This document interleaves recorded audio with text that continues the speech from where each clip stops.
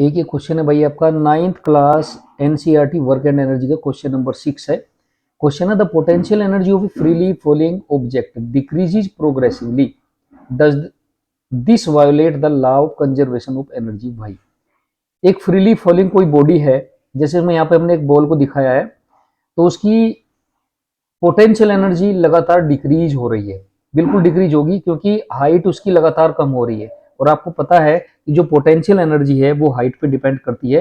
Potential energy जो P होती है वो होती है एम जी एच। पी की वैल्यू कितनी होती है भाई? M G H. और अगर आपका एच लगातार कम हो रहा है, ठीक है, तो पी की पोटेंशियल एनर्जी की वैल्यू भी कम होगी।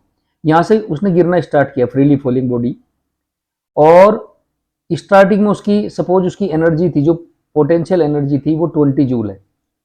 Kinetic energy at top point उसकी काइनेटिक एनर्जी क्या रहेगी? वो जीरो रहेगी, क्योंकि बॉल एट रेस्ट है।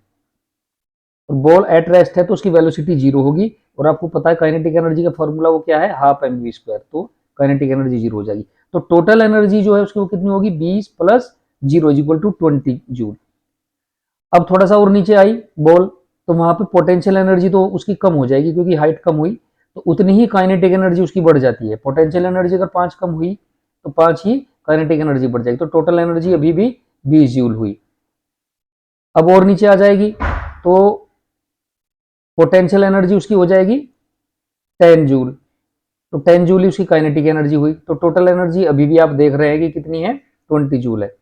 उसके बाद और नीचे आई बॉल, तो हाइट और कम हुई तो पोटेंशियल एनर्जी और कम हो जाएगी, 5 जूल हो गई। तो काइनेटिक एनर्जी, वेलोसिटी उसकी लगातार बढ़ती जाएगी, तो काइनेटिक एनर्जी उसकी लगातार बढ़ती जाएगी। तो यहाँ 15 जूल हो गया। तो total energy, mechanical energy total कितनी हो गई? 20 जूल।